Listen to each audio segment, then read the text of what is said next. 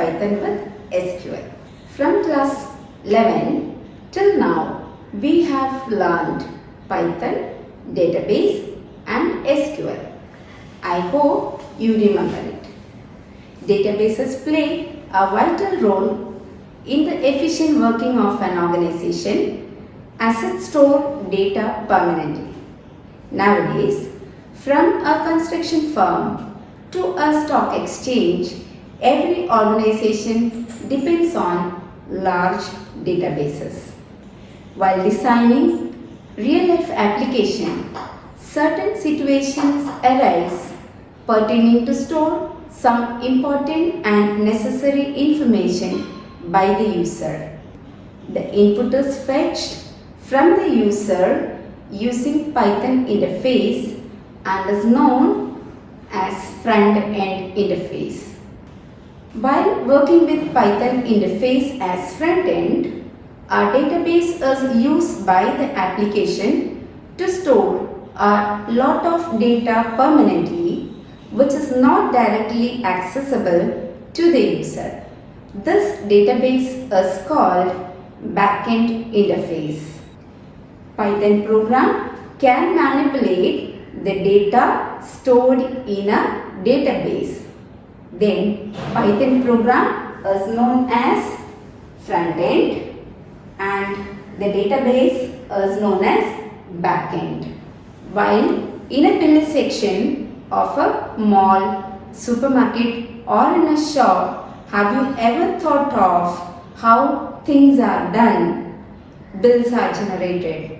Yes, each item's details like price per item, name of the item, etc. are stored permanently in a database.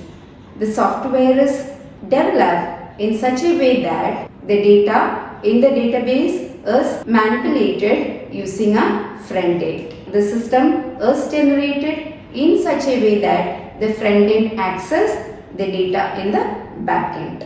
If you are using Spyder for connectivity, you have to install MySQL connector. By opening Anaconda prompt, you have to type conda install -c Anaconda MySQL connector Python. Press enter key. If you are using Python ideally, open the folder scripts using the path and execute the command pip install MySQL connector. Only then we can interface Python with MySQL. Why Python? Python is flexible, portable, easy to learn and a modifiable language. More efficient and faster compared to the other languages. Portability, it is platform independent. Python supports SQL cursors. Python takes care of open and close connections of the database to avoid further exceptions. Supports relational database systems. Python APIs, that is application program interface, are compatible with various databases. Steps to connect to MySQL from Python. First, import packages required for connectivity. Second, open and establish a connection to the database. 3. Create a cursor object or instance. Number 4. Execute a query. Number 5. Extract data from result set. 6. Manipulate data as required. These are the steps. Now we will see how we implement it. First step, import packages required for connectivity is implemented using the step import MySQL connector as MSQL. See, this library we have to install using pip install MySQL connector, and we have to import that library with a statement. So first step, us will import MySQL.connector as MSQL to import packages required for connectivity. Step 2. Open and establish a connection to database as well. The second statement, to establish a connection, we take the variable CON. MSQL stands for MySQL connector, and with the method connect, MSQL.connect, we have to give 4 arguments. Host is equal to localhost, comma, user is equal to root, password, whatever password schools lab, the password is student, and whatever database we use, its name should be mentioned. Here I am using a database named JSDB. So this first step is to open and establish a connection to database. Next step is create a cursor object or instance with the statement connection con.cursor. The object is assigned to the variable cur, stands for cursor.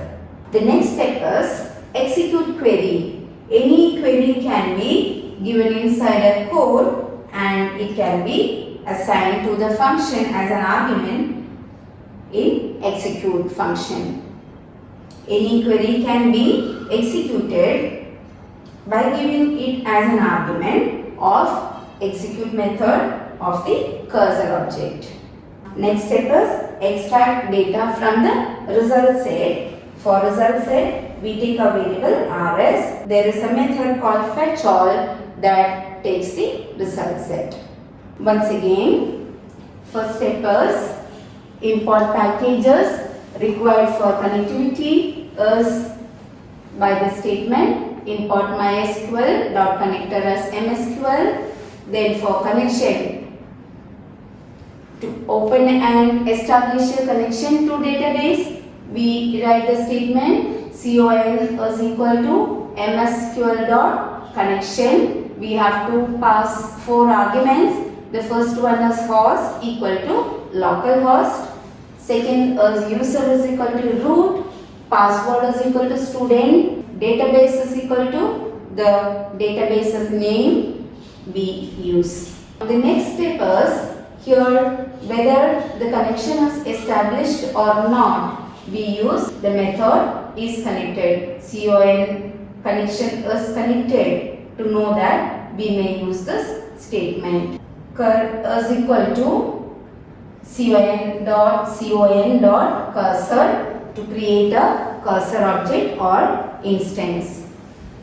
Next step is cur.execute. Within that, here we have given a query. The query is to take all the records from the table EMP, and with the statement we execute the query.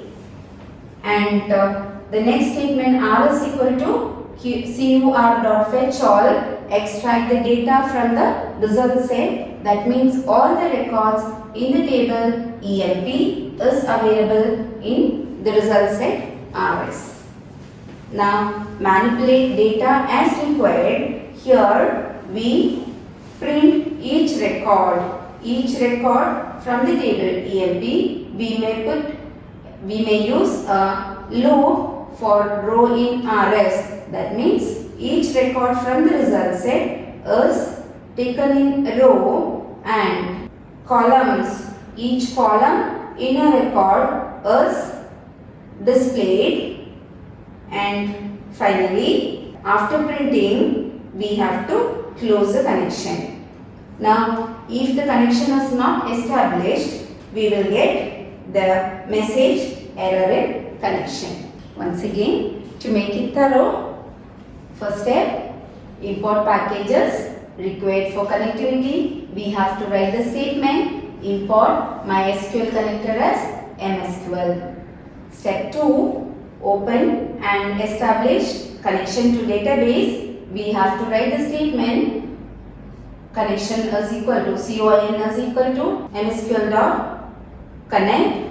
The 4 arguments host is equal to localhost, user is equal to root, comma password is equal to student, comma database is equal to the name of the database. Here it is JSDB. The next statement is to know whether it is connected.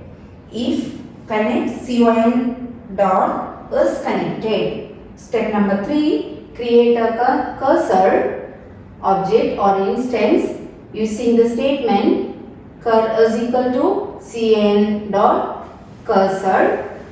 Step number 4, execute query with the statement cur dot execute. Within that, the query to be executed, that is to extract all the records from the table EMP. Step number 5, extract data from the result set as with the statement rs equal to cur dot fetch all, and to print all the records we use a loop, a nested loop, and here in rs all the records are here. We take it by record, and each column we fetch, and it is column by column we continue in the same line. And finally, we have to, after the manipulation of the data, we have to close the connection with the close method, that is con dot close. And if it is not connected, we will get an error message, error in connection. When the code is executed, we get all the records in table EMP as shown here. Methods. Once again, we will see each method we have used in the code. The first method is connect, establishes a connection to the MySQL database. For that, to use connect, first we have to import MySQL.connector library. From that, we use the method connect, which has 4 attributes. Host, we have to give host is equal to localhost, user is equal to root, password is equal to student, and the database equal to the database we are working with. Second method we have used is underscore connected as a function of MySQL connector class, through which we can verify if our Python application is connected to MySQL.